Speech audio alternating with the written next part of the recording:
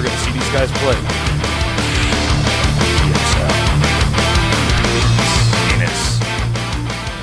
Where nerds are from. Yep. In the upper left. You know, the more I think about it, the more it makes sense they picked July Zerg. This is a team that's mostly Protoss heavy. Yeah. He was picked to get rid of the Protoss player out here. Now let's get the Zerg player, who's probably, I don't think they have a Zerg on their team as good as July Zerg. In the bottom left, the guy I was just talking about, he is... Starting July. It's still July, right? July. Or July, the month. Did right? he switch his name, or? No, I'm just asking. Oh, yeah, the month is still July. I was gonna say, I'm sorry, yeah. July Zerg is way too It's like the most random question in the world. Is it still July? Still July. Is it a Well, I'm not weekday one of or a those guys. I love it when I don't know what day of the week it is. Don't you love that? If you haven't worked in a little bit. You're like, what day is it? It could be Wednesday or it could be Saturday. Then you find out it's like further along than you thought, and it's like, no. You're like, no, I got to go back to having a job. Well, we got some Zerg music playing. Yeah, it's pretty loud. loud. The drums going. That's not a drum.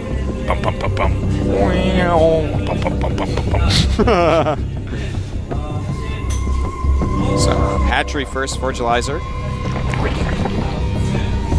Double barracks. He's probably going to do Nada's build where he just pumps out Marines and then walks back home. It's not the super duper ultra aggressive one where you make 2 of them on 11. It's not that one. July Zerg, very good at holding rushes like this. Yeah, there's no point in really rushing him with that because his career was made from surviving people all in him with bunker rushes and Marine SCV rushes. He does come for that time in StarCraft 1. He's shown a lot of skill in StarCraft 2 as well, but occasionally has fallen to it, actually, in a few pro games here and there. Yeah. So we'll just have to see. And his well, everybody's going to lose to that every once in a while. Uh-oh. Sees the single one going to go over that little forest. He's going to go over that, over that waterfall. All right. This Overlord, of course, also going to hide. Caught wind. The other Overlord called him on his cell phone. Caught wind. Seeing the jet stream. Yep. That's what I meant. Can make your Overlord move faster on the map. Uh-oh. Yeah, it's a bunker going up, but July Zerg should be fine, and dealing with it very, very well. Does not bring too few drones. I hate it when people bring out like 4 drones. Oh, I know, and I'm like, really? 4 drones? Serious, guys, this might kill you. Just like, bring out some extras. He's like, I don't know, hope I'm good at drone stuff. Good. All right, well, 1 drone killed. Apparently he's not. He did lose that drone there. He's got to be very careful. 4 lings are on the way, and this might end the Yeah, this rush. should terminate it. Now we should see a command center. Yeah, we'll see a command center pretty soon here. He may possibly rally some more Marines and just keep doing little pieces of pressure until he's like, well, there's enough Zerglings out. I can't do this anymore. It's getting scary. Nice micro there by Sculpt, trying to get as much damage in as he can on the Zerglings.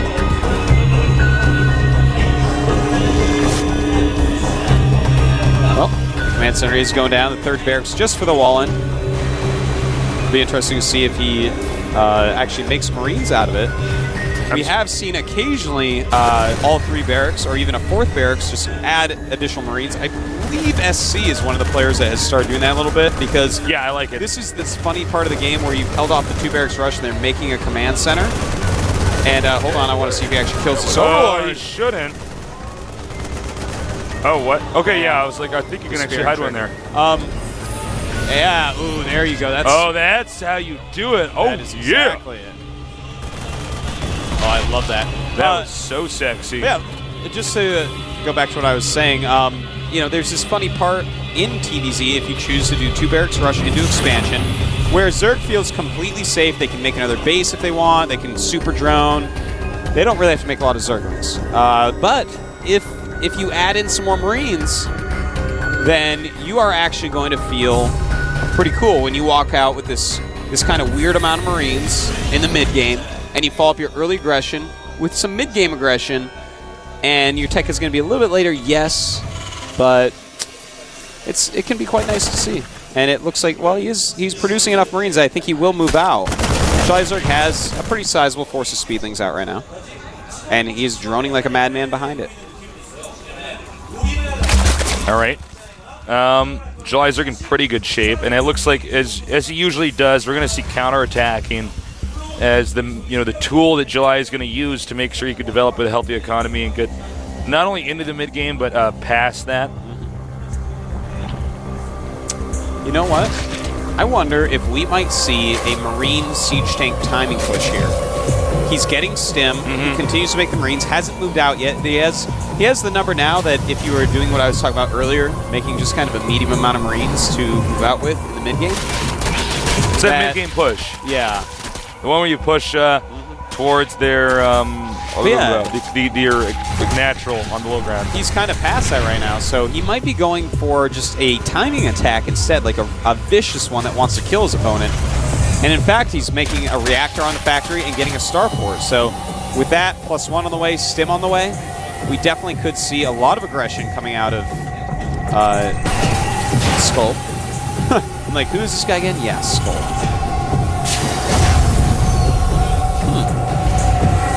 Maybe not then. Does have a second eBay on the way, so definitely he wants to go into the late game.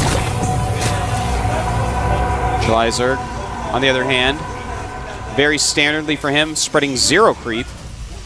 It's actually a huge flaw in July Zerg's play that we see quite often. But, you know, he gets away with it. That's for sure. We are going to have to wait and see. A little bit of downtime here as these guys macro up. So Baneling Nest and +1 on the way. 1-1 on the way for Sculpt. And he's probably going to want to just eventually take a third here. This could be spotted. The Zerglings are over here. Yeah, I think it will be spotted. Okay, that sucks not for even do Sculpt. this now. And he's going to threaten it anyways. July Zerg adding a lot of Zerglings right now. And he may, in fact, add even more as this does come closer to his base. I'm surprised he didn't turn around and just try to expand again. Because if you lose these Marines, it's pretty tough. That's a lot of Marines to lose, including the medevacs if you lose that. But look at this. He has stim. He's unloading in a corner. July Zerg has to be very careful about this. Sculpt dealing a lot of damage here. He's got to be careful. A little bit over micro there. He actually, several times on the stutter steps, a lot of his Marines did not attack. Yeah, he had some empty stutter steps. Yeah, that was definitely some misclicks there by Sculpt. All right, he's going to do it again. Ring the bell, round number 2. July Zerg nowhere nearby. Is making some Banelings, though. No Baneling speed. Oh, another drop over here at the expansion. Ooh, Sculpt. His multitasking is doing pretty well so far. July Zerg could be in trouble. But here come the Banelings. Oh, nice control. Micro. Oh, damn. Wow, Sculpt is impressing today. And taking out a queen as well. It may be time to run, though. The Spire is almost done. The Marines losing their health. Can't be too greedy, Tasteless. No, you can't. But he might be, actually. Well, 10 mutas morphing Tasteless. Uh-oh, but that doesn't matter, Artosis, because the timing attack has started up. That was just there to try to cripple him. And you can actually take out a considerable number of Zerglings just doing these drops here and there. The army's softened up. They're making a lot of Zerglings. They're not making drones. Here's this mid-game timing attack you were talking about, Tasteless. Too many T's. We do... Oh, man, he can actually supply block him here if he gets these Overlords here. And oh, God, he got the Queen. Oh, no, a lot of Queens going down here. And he's just got to be very careful to guard his siege tanks against the slow Banelings. And then the Banelings just will not hit him. As long as he targets them well, his micro so far has been off the hook. This is so close right now. He could get in there. He could take that one of his expansion medevacs out. full of units. He needs to be very careful about that. Yeah, no kidding. Cannot let that get sniped. Every medevac, every unit basically in this push is so precious. More units are coming out, but July Zerg looks like he's running around the army, maybe for counterattack, maybe well, this might be a mistake, though, because the hatchery is there. And here we go. Oh, nice. Now, these mutas will win the fight, but they're going to take a lot. Oh, my God. I'll shut up and let this guy tell you what's going to happen. Sculpt. Oh, my God. Sculpt's got this. Holy crap. It's 96, 97 supply to 60. 50 oh, my God. He's more actually going to supply. save that. No, he's not going to save that tank, but whatever. It's still got 2 tanks. Man, he is just getting so far ahead right now. Those Banelings not even going to be able to morph. Well, they shouldn't be. It looks like some of them actually will, but yeah. He's not even targeting them down. Doesn't know when they're going to come out. And Jolizark's going to have to GG Tasteless. Yeah, he's basically dead. Now, let's see. I mean, maybe we won't get some more reinforcements over there, but right now, I can only imagine the number of units that are back in the home base right now. Okay, so the next wave is going to be the killing blow here. He's moving out. Oh my God, Jolizark losing his natural expansion. He loses that Spire too, Tasteless. GG. Oh, GG. Sculpt. Big surprise, Tasteless. He is just showing us that, hey, you know what? Yeah, I looked bad the first time I came out, but now I'm owning. His confidence is growing. He's like, I just beat Jolizark. Oh my God. Sculpt right now has got the haircut of the kid who burned down the school. All right. Nah, it's not that bad, actually. I just actually make fun of everybody. That's the thing. Nobody's actually, there's the thing about me, nobody's actually safe for Tasteless. You're I make fun of you, I make fun of everybody, I make fun of myself, I make fun of viewers. No, but on a serious note, Sculpt is seriously kicking ass. I think StarTale. It's funny when you see these coaches, basically, be like, well, we're going to own him. We're StarTale, we're going to beat him. And they think they're good, we're going to beat them and show them they're not that good. That's actually what he said. That's what he said, basically. And Sculpt's like, well, no. Wow, this is actually looking very grim for StarTale. Well, they have one more shot. Has to be Bomber. It has to be. Use Bomber. It's Release going to the be Bomber.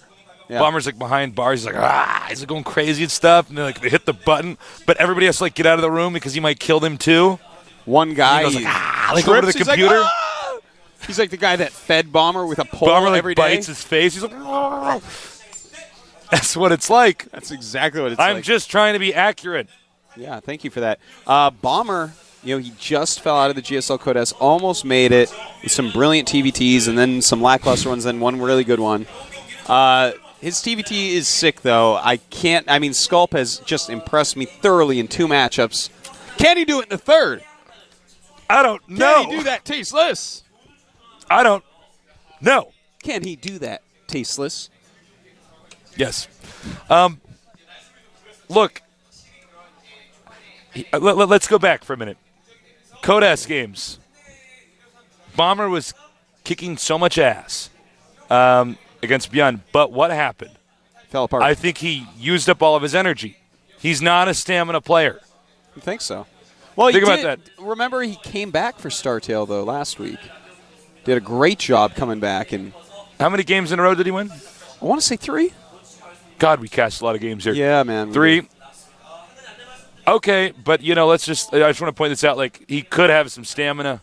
Yeah, it's issues. It's a possibility. I mean, there's going to be some insanely good players coming out after Sculpt, man. Yeah. I mean, Bomber, you're good, man, but Sage is quite smart. He's got his Sage staff. San's PVT, man, it's pretty out of control. Actually, that's a really good point. San's PVT is really good. What if they don't pick Bomber and my reality just changes? Pick Bomber. They put out Curious. I'm just like, well, no, Ace, you didn't actually fool anyone. We already know it's Bomber. Uh-oh. MF and Bomber coming over to the booth. Gonna bomb some nerds. Yeah, dropping bombs. Taking nerds out, carpet bombing nerds. You know what I think would be is beefing to do Bomber plane. I think for some reason we're having weird sounds. Okay, that's new. Bomber, this is a guy we will eventually have in the GSL finals. Yes, there's no question about that. Known as Fancy in StarCraft 1 from the Team Bistro. Teammate of players such as Puma, such as Killer, such as Trickster, such as Fruit Dealer. Yeah. I wish you weren't Tasteless. I wish you were Echoless. It's like, you got no charity laugh. I just give you a stone cold glare. I'm like, no, Artosis, you have to learn. Bomber. Oh, hold that thought. 5-minute break. Now would be a good time to pee. We'll be right back here at the GSTL.